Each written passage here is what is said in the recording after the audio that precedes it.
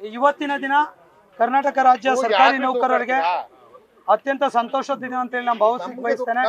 ಕಾರಣ ಇಷ್ಟ, ಈ ರಾಜ್ಯದಲ್ಲಿ 6 ಲಕ್ಷ ಸರ್ಕಾರಿ ನೌಕರರು, ಬೋರ್ಡ್ ಕಾರ್ಪೊರೇಷನ್ ಎಂಪ್ಲಾಯ್ 2.5 ಲಕ್ಷ ಜನ, ರಿಟೈರ್ಡ್ ಎಂಪ್ಲಾಯ್ 4 ಒಟ್ಟು 12.5 ಲಕ್ಷ ಕುಟುಂಬದ ಸದಸ್ಯರಿಗೆ ನಿನ್ನೆ ಮತ್ತೆ ಮೊನ್ನೆ ನಡೆದಂಥ ಸಚಿವ ಸಂಪುಟ ಮತ್ತು ವಿಧಾನಸಭೆ ಅಧಿವೇಶನದಲ್ಲಿ ರಾಜ್ಯ ಸರ್ಕಾರಿ ನೌಕರ 7ನೇ ವೇತನ ಆಯೋಗವನ್ನು ಯಥಾವತ್ತಾಗಿ ಅನುಷ್ಠಾನಗೊಳಿಸ್ತೀನಿ ಅಂತೇಳಿ ಸನ್ಮಾನ್ಯ ಮುಖ್ಯಮಂತ್ರಿಗಳು ಭರವಸೆ ಕೊಟ್ಟಿದ್ರು. ಆ ಕಾರಣಕ್ಕಾಗಿ ಅಭಿನಂದನೆಗಳನ್ನು ಎಲ್ಲ ಸರ್ಕಾರಿ ನೌಕರ ಸಂಘದ ವೃಂದ ಸಂಘದ ಅಧ್ಯಕ್ಷರು, ಜಿಲ್ಲಾಧ್ಯಕ್ಷರು, ಬೆಂಗಳೂರು ನಗರ ರಾಜ್ಯ ಪರಿಷತ್ ಸದಸ್ಯರು ಕೂಡ ಇವಾಗ ಸಲ್ಲಿಸಿ ನಾವು ಬಂದ್ವಿ. ಅದರ ಜೊತೆ ಆಗಸ್ಟ್ ತಿಂಗಳಲ್ಲಿ ಸರ್ಕಾರಿ ಆದೇಶವನ್ನು ಹೊರಡಿಸ್ತೇವೆ. ಇದರಿಂದ ಸರ್ಕಾರಕ್ಕೆ ಸುಮಾರು 20,000 ಕೋಟಿ ಹೊರೆ ಬೀಳುತ್ತೆ ಅನ್ನುವಂಥ ಮಾತನ್ನು ಹೇಳಿದ್ರು. ಅದರ ಜೊತೆ ರಾಜ್ಯ ಸರ್ಕಾರಿ ನೌಕರರು ಇನ್ನಷ್ಟು ಕೂಡ ರಚನಾತ್ಮಕವಾಗಿ ಪರಿಣಾಮಕಾರಿಯಾಗಿ ಸರ್ಕಾರದ ಜೊತೆ ಕೆಲಸವನ್ನು ಮಾಡಬೇಕು ಅನ್ನುವಂಥ ಸಲಹೆಗಳನ್ನು ಕೂಡ ಸನ್ಮಾನ್ಯ ಮುಖ್ಯಮಂತ್ರಿಗಳು ಕೂಡ ನಮಗೆ ನೀಡಿದ್ದಾರೆ. ನಾವು ಅವರಿಗೆ ಸ್ಪಷ್ಟವಾಗಿರುವಂಥ ಭರವಸೆಯನ್ನು ಕೊಟ್ಟಿದ್ದೇವೆ. ಆದಾಯವನ್ನು ಹೆಚ್ಚಿಸುವಂಥ ಮತ್ತು ಒಳ್ಳೆಯ ಆಡಳಿತವನ್ನು ಕೊಡುವಂಥ ವಿಚಾರದಲ್ಲಿ ನಾವು ಇನ್ನಷ್ಟು ಕೂಡ ಪರಿಣಾಮಕಾರಿಯಾಗಿ ನಿಮ್ಮ ಸರ್ಕಾರದ ಜೊತೆ ಇದ್ದೇವೆ ಎನ್ನುವಂಥ ಒಂದು ಸ್ಪಷ್ಟ ಭರವಸೆಯನ್ನು ಇವತ್ತು ಸನ್ಮಾನ್ಯ ಮುಖ್ಯಮಂತ್ರಿಗಳು ಮತ್ತು ಉಪಮುಖ್ಯಮಂತ್ರಿಗಳಿಗೆ ನಾವು ಹೇಳಿದ್ದೇವೆ ಎನ್ನುವಂಥ ಮಾಹಿತಿಯನ್ನು ಕೂಡ ಹೇಳಲಿಕ್ಕೆ ಬಯಸ್ತೇನೆ. ಇದರ ಜೊತೆ ರಾಜ್ಯದ NPS OPS ಆಗುವಂಥ ವಿಚಾರದಲ್ಲಿ 2.5 ಲಕ್ಷ ನೌಕರರ ವಿಚಾರವನ್ನು ಕೂಡ ಅವರ ಗಮನಕ್ಕೆ ತೆಗೆದುಕೊಂಡಾಗ ಅದು ಕೂಡ ನಮ್ಮ ಗಮನದಲ್ಲಿದೆ. ಆದಷ್ಟು ಬೇಗ ವಿಚಾರಕ್ಕೆ ಒಂದು ಅಂತ್ಯವನ್ನು ಕಾಣಿಸ್ತೇವೆ. ನಾವು ಕೂಡ ಚುನಾವಣಾ ಪ್ರಣಾಳಿಕೆಯಲ್ಲಿ ಹೇಳಿದ್ದೇವೆ, NPS OPS ಆಗಬೇಕು ಅನ್ನುವಂಥ ವಿಚಾರದಲ್ಲಿ ಒಂದು ರಿಪೋರ್ಟನ್ನು ಕಲೆಕ್ಟ್ ಮಾಡಬೇಕು. ಸೆಂಟ್ರಲ್ ಗೌರ್ಮೆಂಟ್ ಕೂಡ 23ನೇ ತಾರೀಕು ಬಜೆಟ್ನಲ್ಲಿ ಏನು ಮಾಡ್ತದೆ ಅನ್ನುವಂಥದ್ದನ್ನು ಕೂಡ ನಾವು ನೋಡ್ತಾ ಇದ್ದೇವೆ. ಜೊತೆಗೆ ಒಂದು ಕಮಿಟಿಯನ್ನು ಕೂಡ ಹಿಂದೆ ಕಾನ್ಸ್ಟಿಟ್ಯೂಟ್ ಮಾಡಿದ್ವಿ, ಅದು ವರ್ಕ್ ಮಾಡಿರಲಿಲ್ಲ. ಆ ಕಮಿಟಿಯನ್ನು ಕೂಡ ಕಳಿಸಿ ಇಮಿಡಿಯೇಟಾಗಿ ಒಂದು ರಿಪೋರ್ಟನ್ನು ತೆಗೆದುಕೊಂಡು NPS OPS ಮಾಡ್ತೇವೆ, ನಾವು ನಿಮ್ಮ ಜೊತೆ ಇದ್ದೇವೆ ಎನ್ನುವಂಥ ಒಂದು ಸ್ಪಷ್ಟ ಭರವಸೆಯನ್ನು ಸನ್ಮಾನ್ಯ ಮುಖ್ಯಮಂತ್ರಿಗಳು ಕೂಡ ನಮ್ಮ ನಿಯೋಗಕ್ಕೆ ನೀಡಿದರು ಅಂತ ಹೇಳಲಿಕ್ಕೆ ಬಯಸ್ತೇನೆ. ಹಾಗೆ ಆರೋಗ್ಯ ಯೋಜನೆಯನ್ನು ಜಾರಿಗೆ ತರಿಸಲಿಕ್ಕೆ ಬಹುಶಃ ಆಗಸ್ಟ್ 15 ನಂತರ ಈ ರಾಜ್ಯದ ಸರ್ಕಾರಿ ನೌಕರು, ಅವರ ಫ್ಯಾಮಿಲಿ 25 ಲಕ್ಷ ಕುಟುಂಬದ ಸದಸ್ಯರಿಗೆ ಎಲ್ಲ ಆಸ್ಪತ್ರೆ, ಎಲ್ಲ ಕಾಯಿಲೆಗಳಿಗೆ ಉಚಿತ ಆರೋಗ್ಯ ಕೊಡುವಂಥ ಯೋಜನೆಯನ್ನು, ಉಚಿತ ಚಿಕಿತ್ಸೆ ಕೊಡುವಂಥ ಯೋಜನೆಯನ್ನು ಆಗಸ್ಟ್ ತಿಂಗಳಲ್ಲಿ ನಾನು ಜಾರಿ ಮಾಡ್ತೇನೆ ಅನ್ನುವಂಥ ಮಾತನ್ನು ಕೂಡ ಹೇಳಿದರು. ಈ 3 ಬೇಡಿಕೆಗಳನ್ನ ಇಟ್ಕೊಂಡು 29ನೇ ತಾರೀಕು ನಾವು ಕೂಡ ಸ್ಟ್ರೈಕ್ಗೆ ಕೂಡ ನಾವು ಹೋಗೋದಕ್ಕೆ ಹೊರಟಿದ್ವಿ. ಆ ವಿಚಾರಕ್ಕೆ ಸಂಬಂಧಪಟ್ಟಂತೆ 23ನೇ ತಾರೀಕು all cadre association meeting, executive committee meeting ಬೆಂಗಳೂರಿನಲ್ಲಿದೆ.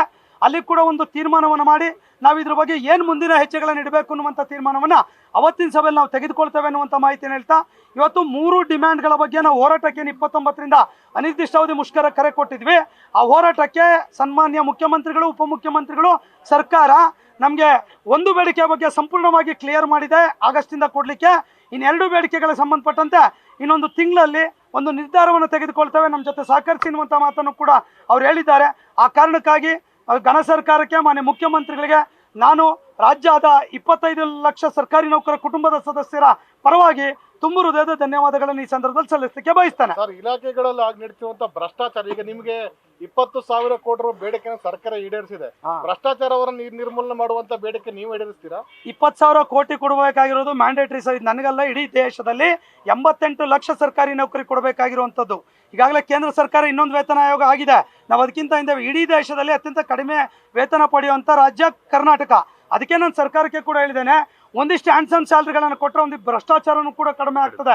ಈ ಒಂದು ವಿಚಾರಕ್ಕೆ ಸಂಬಂಧಪಟ್ಟಂತೆ ನಾವು ಭ್ರಷ್ಟಾಚಾರವನ್ನು ಸಪೋರ್ಟ್ ಮಾಡುವಂಥ ಪ್ರಶ್ನೆ ಇಲ್ಲ.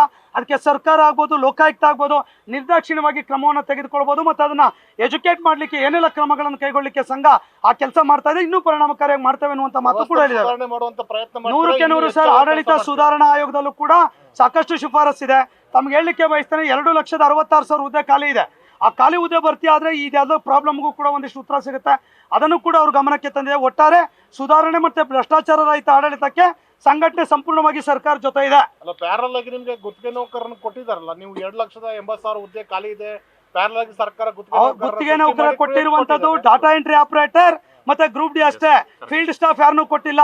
ವಿಲೇಜ್ ಅಡ್ಮಿನಿಸ್ಟ್ರೇಟಿವ್ ಆಫೀಸರ್ ಆಗ್ಬೋದು, PDO ಆಗ್ಬೋದು, ಅಸಿಸ್ಟೆಂಟ್ ಡೈರೆಕ್ಟರ್ ಆಗ್ಬೋದು, ಈ ಥರದ್ದೆಲ್ಲ ಕೂಡ ಎಕ್ಸಿಕ್ಯೂಟಿವ್ ಯಾರು ಫೀಲ್ಡ್ ಮಾಡ್ತಾರೆ ಅವ್ರಿಗಿನ್ನೂ ಕೂಡ ಪರ್ಮನೆಂಟ್ ಸೆಟಪ್ಪೇ ಆಗಬೇಕು, ಅದಕ್ಕೆ ಔಟ್ಸೋರ್ಸಿಂಗ್ ಮಾಡ್ಲಿಕ್ಕೆ ಬರೋಲ್ಲ. ಈಗೇನು ಕೊಟ್ಟಿರುವಂಥದ್ದು ಡಿ ದರ್ಜೆ ನೌಕರು ಮತ್ತು ಡಾಟಾ ಎಂಟ್ರಿ ಆಪರೇಟರ್ ಅಷ್ಟೇ.